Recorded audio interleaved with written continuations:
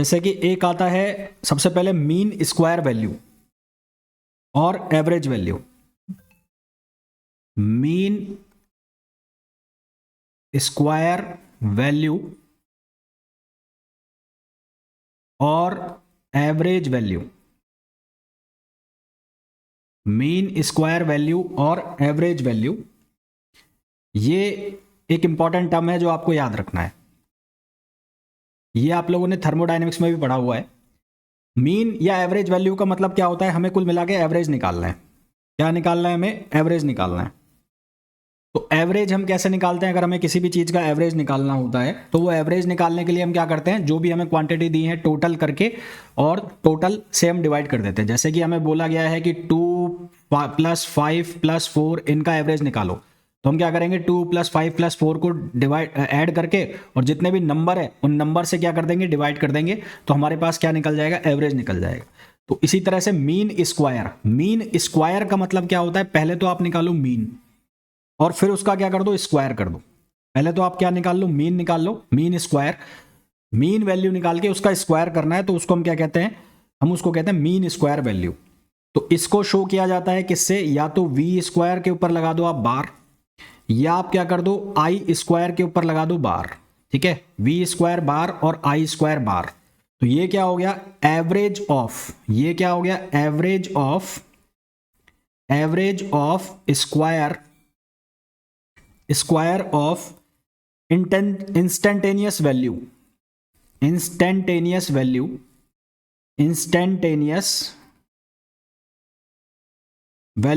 One cycle, value in one cycle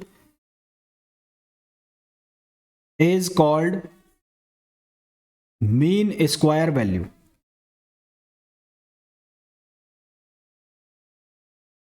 is called mean square value.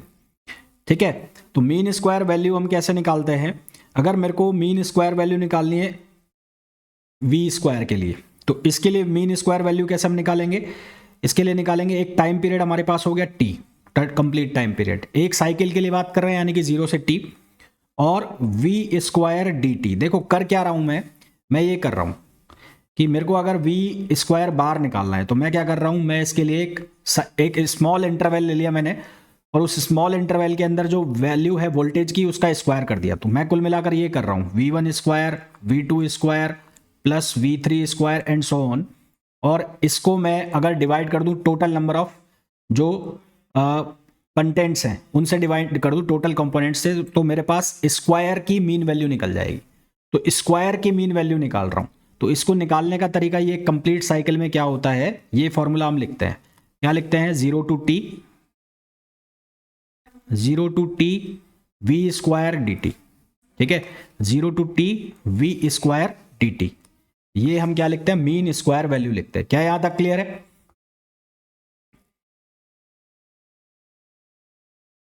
इसी तरह से अगर आपको करंट के लिए लिखना है, करंट के लिए, तो करंट के लिए आप लिख सकते हो I1 square plus I2 square plus I3 square और अपॉन आपने कर दिया n।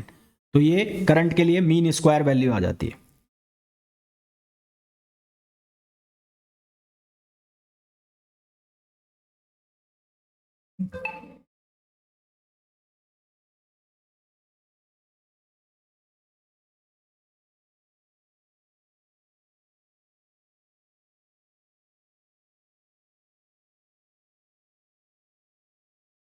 देखो मीन स्क्वायर वैल्यू, ये एवरेज वैल्यू यहां से हटा दो, ये मीन स्क्वायर वैल्यू रहने दो, एवरेज वैल्यू हटा दो, एवरेज वैल्यू मैं वापस से बता दूंगा, ये मीन स्क्वायर वैल्यू रहने दो, इसको मीन स्क्वायर वैल्यू। फिर एक टर्म आता है root mean square value, root mean square value, root mean square value, इसको हम RMS वैल्यू कहते हैं शॉर्ट में। शॉर्ट में हम इसको क्या कहते हैं, RMS, रूट मीन स्क्वायर। यानी कि जो आपने मीन स्क्वायर वैल्यू निकाली है उसका अगर आप रूट कर दो, आपने जो ये वैल्यू निकाली है आई स्क्वायर निकाला है आपने जो आई स्क्वायर निकाला है बार करके, इसका अगर आप रूट लगा दो, इसका आप क्या लगा दो, रूट लगा दो, या आप VRMS इस तरह से कर दो, V² बार। तो इसको हम क्या कहते हैं, इसको हम कहते हैं रूट मीन स्क्वायर वैल्यू। यानी कि आपने जो मीन स्क्वायर वैल्यू निकाली है उसका आपको लगाना है रूट, तो वो बन जाता है रूट मीन स्क्वायर वैल्यू। वो क्या बन जाता है, रूट मीन स्क्वायर वैल्यू। यहां तक क्लियर है?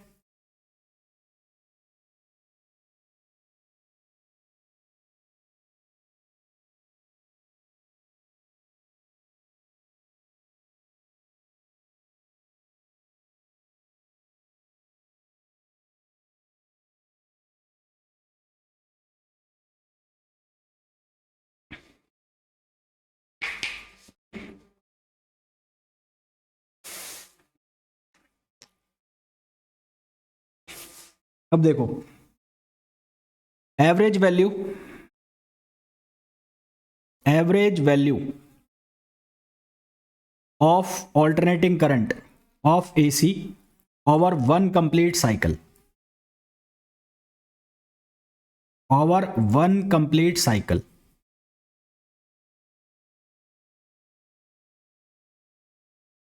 Average value of AC over one complete cycle. हमारे पास I की वैल्यू है, I की वैल्यू हमारे पास है I0 sine omega T.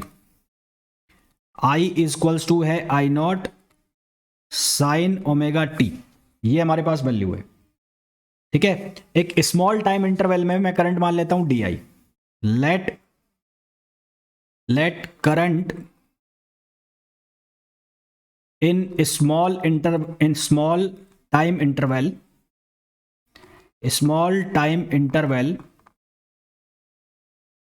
Is DI। तो DI की जो वैल्यू है उसको हम क्या लिख देंगे, IDT लिख देंगे। ठीक है, DQ, सॉरी करंट नहीं, इसको करंट नहीं, let charge in small time interval is DQ। तो क्योंकि हमने ये पढ़ा है कि जो चार्ज है, चार्ज वो किसके बराबर होता है, I इंटू टी। चार्ज बराबर होता है I इंटू टी के। तो यहां से जो चार्ज है वो किसके इक्वल हो जाएगा, IDT के इक्वल हो जाएगा। क्या यहां तक क्लियर है सभी को? चार्ज है किसके इक्वल हो जाएगा, IDT के। क्या यहां तक क्लियर है सभी को?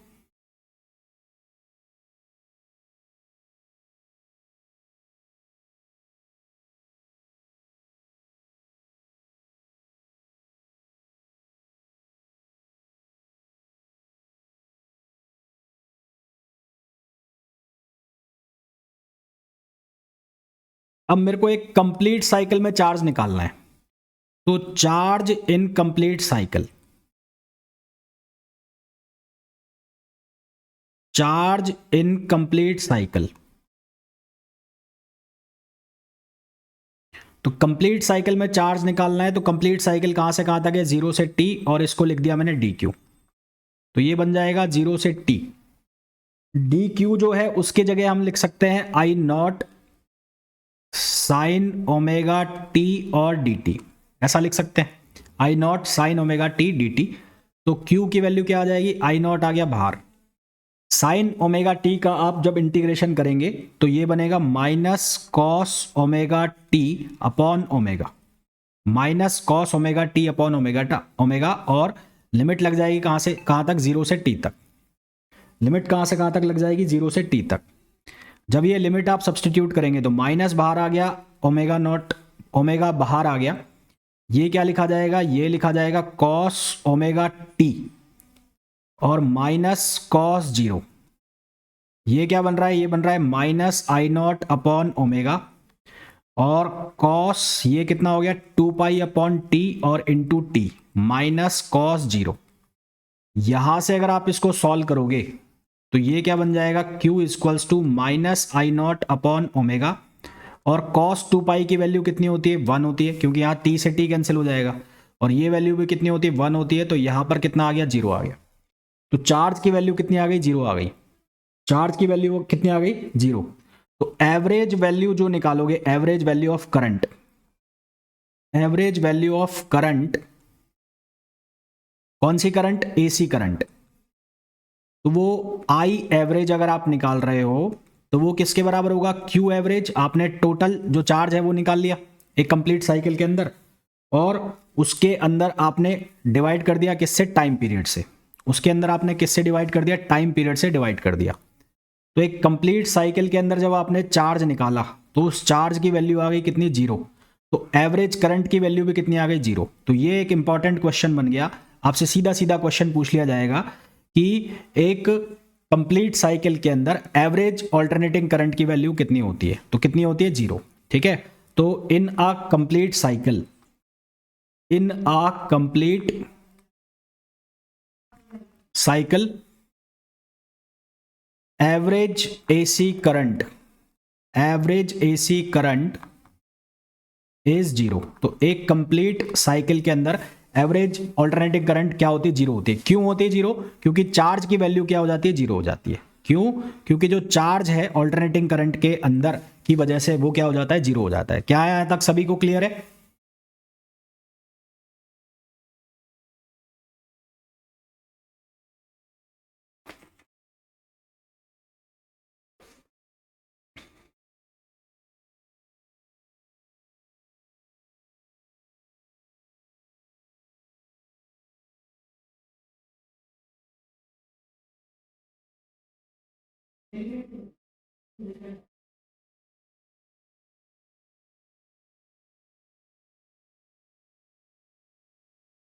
भाई यहां तक क्लियर है सभी को, ये बता दो एक बार जल्दी से।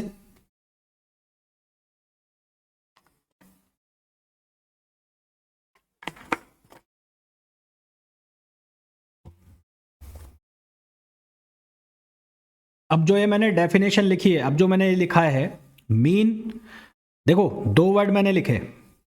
एक मैंने लिखा mean square value,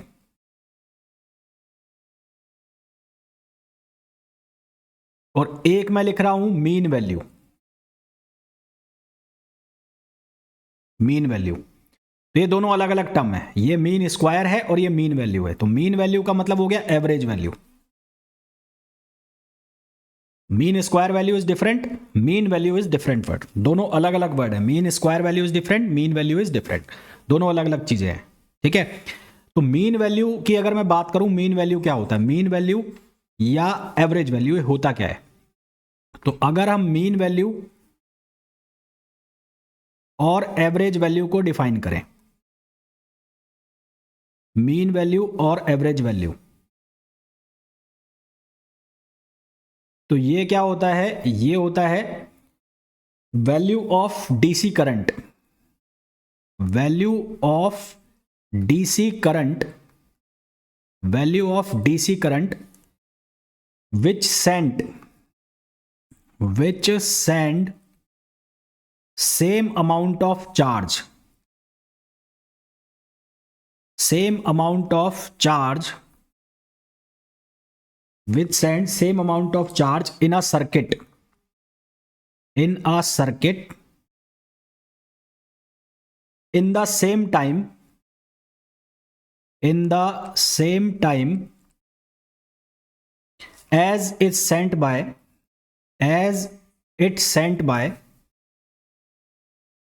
as it sent by a given alternating current, sent by a given AC current in its half time period, in its half time period, in its half time period। अब देखो ये जो average value है या ये जो value लिख रहे हैं हम, मीन वैल्यू है एवरेज वैल्यू, तो इसको हम डिफाइन कर रहे हैं किसके लिए, हाफ टाइम पीरियड के लिए। इसको हम किसके लिए डिफाइन कर रहे हैं, हाफ टाइम पीरियड के लिए।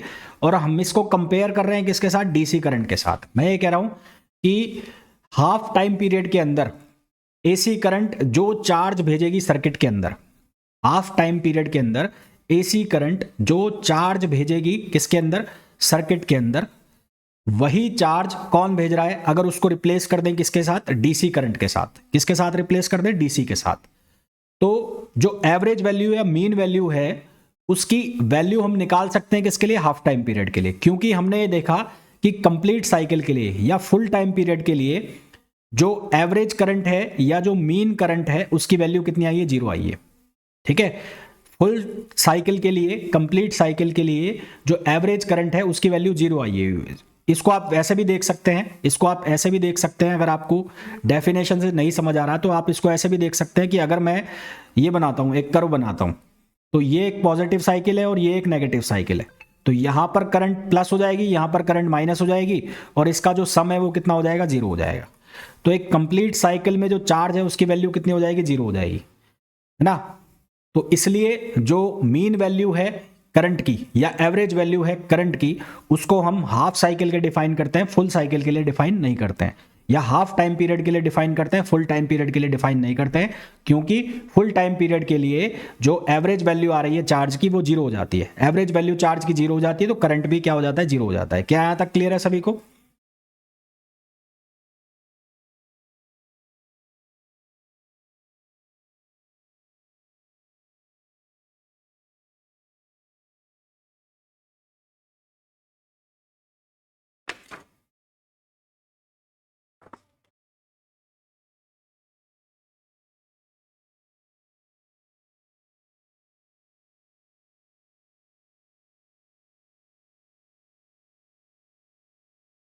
तो अगर मैं वो फॉर्मूला वापस यूज करता हूं, Q इक्वल्स टू, पहले मैंने उसको इंटीग्रेट किया था 0 से t तक, अब मैं उसको इंटीग्रेट कर रहा हूं 0 से t/2 तक।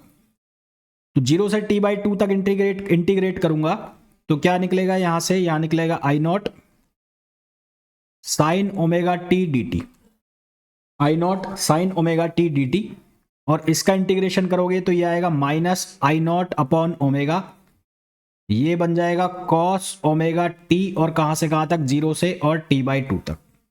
तो Q की वैल्यू कितनी बन रही है, -I0 अपॉन ओमेगा, ये कितना हो जाएगा, ये हो जाएगा cos 2π अपॉन टी, और t की वैल्यू आप कितनी सब्सटीट्यूट करोगे, यहां से सब्सटीट्यूट करोगे t/2, ये कितना हो जाएगा, ये हो जाएगा cos 0, तो ये t से t कैंसिल हो गया, 2 से 2 कैंसिल हो गया, तो ये बनेगा cos पाई। cos पाई क्या वैल्यू देगा, -1, तो ये Q इक्वल्स टू हो जाएगा -I0 अपॉन ओमेगा, cos पाई क्या वैल्यू दे रहा है, -1, और ये cos 0 क्या हो गया, -1, तो ये क्या वैल्यू बन गई, ये बन गई प्लस हो जाएगा 2I0 अपॉन ओमेगा, कितना हो जाएगा, 2I0 अपॉन ओमेगा। आपको निकालना है एवरेज वैल्यू, तो एवरेज वैल्यू क्या हो जाएगी, Q अपॉन टी, तो यहां से वैल्यू डालो 2I0 अपॉन ओमेगा, तो ओमेगा को आप क्या लिख सकते हो, 2π अपॉन टी लिख सकते हो, एक बार के लिए मैं ओमेगा ही लिख रहा हूं, ये टी हो गया, तो यहां से सॉल्व किया 2I0, ओमेगा को आप लिख रहे हो 2π अपॉन टी, और यहां से टी, ठीक है, यहां से भी क्या लिखा जा रहा है, टी लिखा जा रहा है। तो